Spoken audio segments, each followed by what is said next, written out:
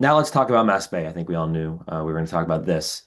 If the audience does not know, the state is looking to redevelop MassBay's parking lot into 180 units of housing, and using the sale of that land to fund some much needed work on MassBay's campus. And they're doing this under a new state law that circumvents some of the town's usual processes. Um, However, they've committed to focusing that development on the parking lot and not the forest. My first question to you all is, do you believe the state is sincere when it says they're willing to save the Mass Bay Forest? Let's start with Beth here. Are you asking me if I question the integrity of the state? Do you Is believe that they're sincere when they say when they say they want to save the forest and they are going to save the so, forest? Max? I don't think there is a person in this state, and I maybe more broadly, that does not want to save forests. I don't know anyone that doesn't want But to save a of forest. So course they don't want to, but will they? I believe the state supports saving the forest, and the conundrum they're in is that they want to use the forest land as part of their equation in computing density on the parking lot. That's what I believe. Thank you. And Tom, do you believe they're being sincere? I'm an attorney. What I believe is what we are able to negotiate, reduce to writing, and sign. And the difficulty with this question is that, for one thing, we have Ed Augustus leaving and the new secretary coming in. We don't know what the relationship is between the new person taking his place and the governor as to what the directive is going to be. And we have had a significant difference between what we were told by the mid-level boots on the ground staff who would be on the job site and the secretary and the commissioner at DCAM. So it's very difficult to know what to believe, quite frankly, without even out alleging that anybody's being disingenuous.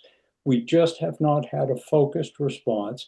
I think we need to wait for the answers to the questions that we asked all of them. That's going to be more telling in terms of their commitment and the direction that they might go in. But they've been very clever at sort of holding back, asserting that they can develop 4 units per acre based on the entire 45, but saying, oh, wait a minute, we don't really mean that we're ever going to cut any of the forest down. Nothing is in writing, nothing's been agreed to. We don't even have a level playing field on which to negotiate because we don't have a set of common ground rules. Mark, do you agree with that we can't take the state's exact word on that right now? That assertion that they will save the forest? Well, I mean, they haven't said, they said they were, last I heard there was going to be most of the forest would be preserved. I think they said, so I don't know if they haven't committed to saying one thing or another. They haven't said it's just these 4.5 acres, these 5 acres. I believe that they said they were most of the forest because they don't really have a plan for this development. Like they don't know exactly if they can do everything on the 5 acres, if they need to bleed into some of the acreage that is at the lower end of the forest. So I think the issue here is that like any negotiation, unless you have it in writing, um, you know, this is a political issue. So politically, it's being said that they want to save the forest, which I think is a great thing because I think we all want to save that forest. I just want to say, I mean, in the Boston Globe article about this issue, Ed Augustus committed to focusing development on that parking lot and not touching the forest. Yeah, but Ed Um, Augustus isn't there anymore. Ed Augustus and the state. I mean, Okay. I think it's parts and parcel. So I'm Yeah. interested I to mean, I prefer realize to that see not like, all of yeah. you believe exactly where they're going with on that. I mean, Um, unless it's in writing, Max, like, written by Ed Augustus or the governor, that would to me would be like the clearest answer. and so, do you think this is for everyone? Do you think it's time to reschedule the town's visioning process? Um, it's hearing that some of you might think the forest will be saved, some of you might not. When is it time to reschedule that process, and why not working collaboratively with the state is the best option? Let's go to Beth on this one. Why not work collaboratively? So I'm going to take the first part of your question, Max. Is it Yeah. time to have a visioning process?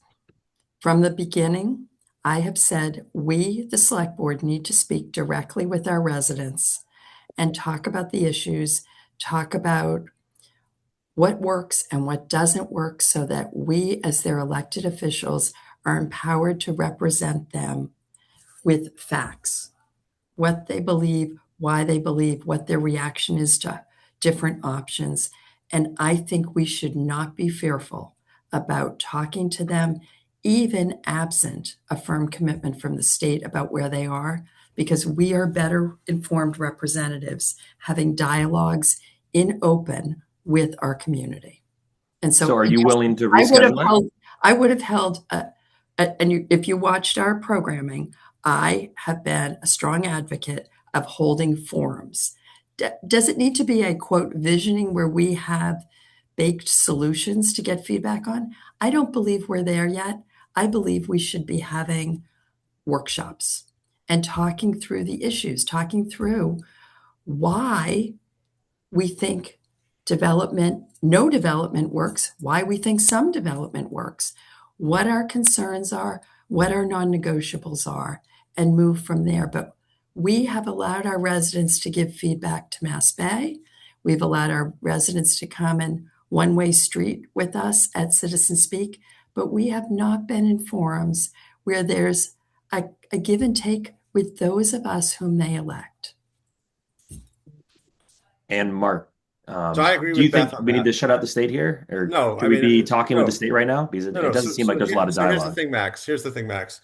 There was a rush by the select board to put this visioning session together. They bypassed town meeting to authorize the funding of it. They even asked me as the chair of the planning board to contribute to it. And they rushed this along because we have to do this. And then all of a sudden, at the last minute, the day before Christmas, the day before Thanksgiving, they canceled it. The select board did. Mhm. Why? Politically inconvenient. So, in my opinion, I think that of course we need to be thinking about how to solve this problem. But right now, the way the select board has kind of managed this has been pretty poor, in my opinion, and it's not sending the right message to the state.